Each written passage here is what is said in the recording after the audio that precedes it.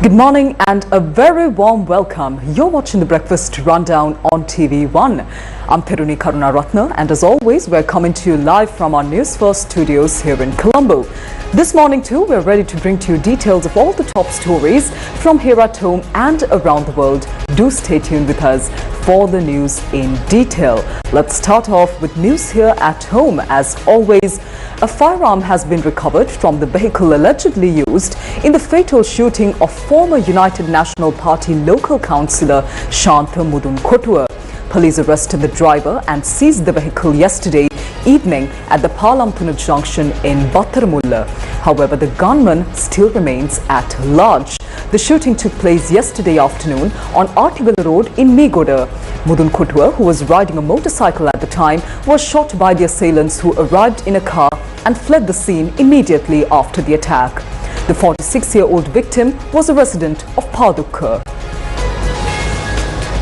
Meanwhile, the Himikama national program aimed at issuing land ownership deeds and permits will be officially launched today, beginning with the Palai Divisional Secretariat Division in Kilinochchi.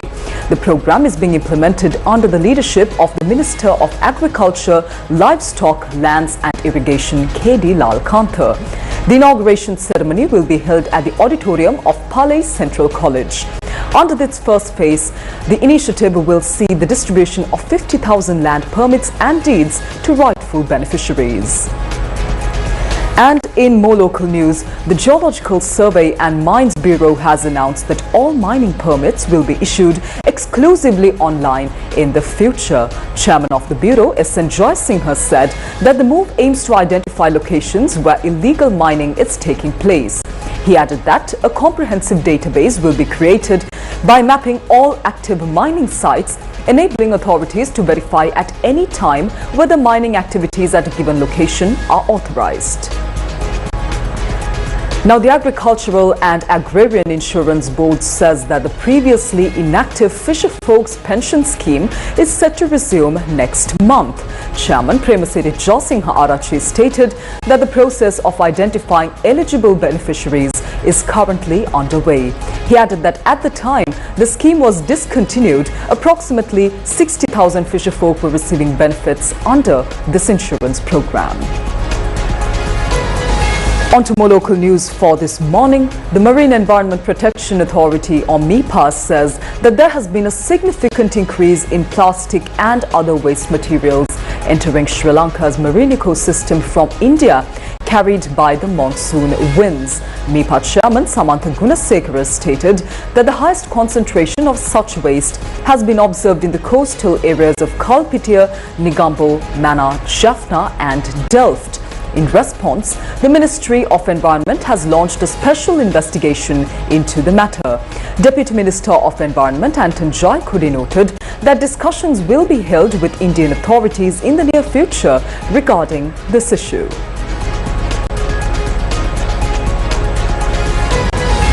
Mutu Ataya Water Nithanaya Sea of Sri Lanka.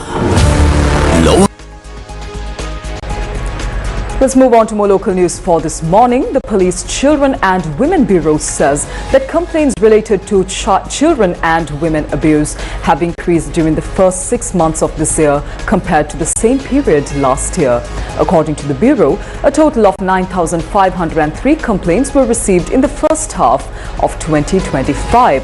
Out of these, 1,620 were related to serious incidents of child abuse, while 373 complaints were linked to severe cases of abuse against women. The Bureau further stated that swift investigations are currently underway in response to these complaints.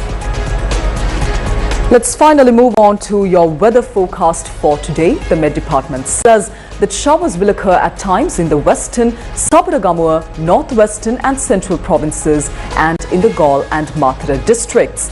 Fairly heavy falls of about 75 millimeters are likely at some places in the western and Sabaragamuwa provinces and in the Nuwara Eliya and Kandy districts. Showers or thunder showers may occur at a few places in the Uva province and in the Ampara and Batiklo districts after 2 p.m. Fairly strong winds of about 30 to 40 kilometers per hour can be expected at times over the western slopes of the central hills and in the northern, North Central, Northwestern and Southern provinces and in the Trincomalee district. And as always, the general public is requested to take adequate precautions to minimize damages caused by temporary localized strong winds and lightning during thunder showers. Let's now move on to international news for this morning.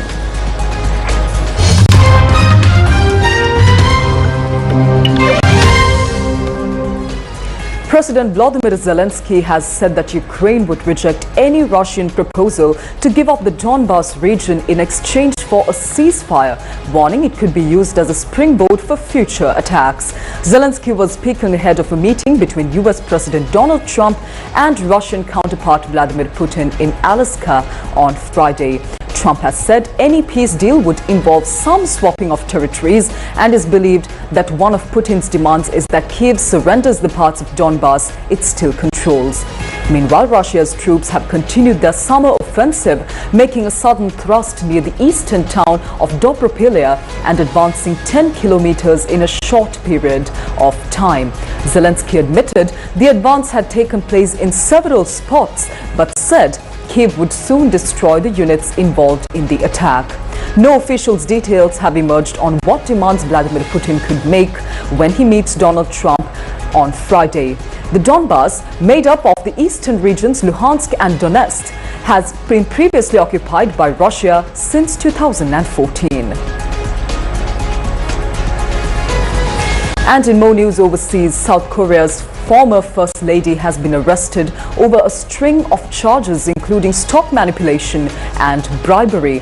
Kim Kyun-hee denied all charges against her during a court hearing on Tuesday that lasted 4 hours.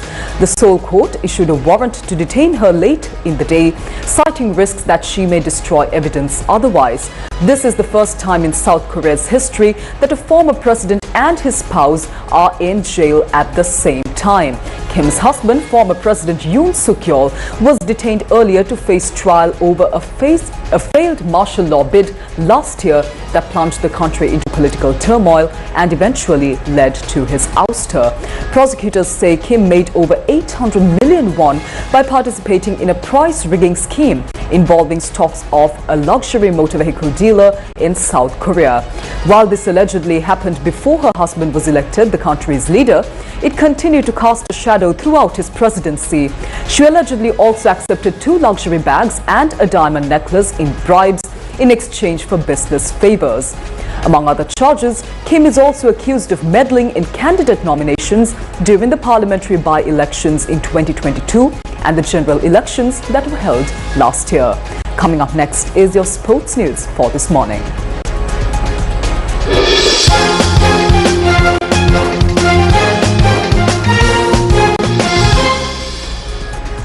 And in sports news, Armand Duplantis broke the men's pole vault world record for a 13th time and a third this year with a clearance of 6.29 meters at the Hungarian Grand Prix.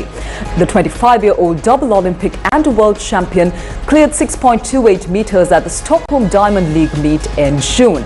But he surpassed that figure with his second attempt in Budapest on Tuesday. Duplantis first broke the world record, then held by Frenchman Renaud Lavillenie for 6 years in February 2020 with a 6.17 meter clearance in Poland. His trademark is to progress the record in 1 centimeter increments. The Swede then had the bar raised to try for a new record, which he successfully completed despite rattling the bar slightly on his second effort. And that's a wrap of this morning's edition of the Breakfast Rundown on TV1. Thank you for joining us today. Do join us tomorrow as well for more of the very latest from here at home and around the world. Take care. Have a wonderful day ahead.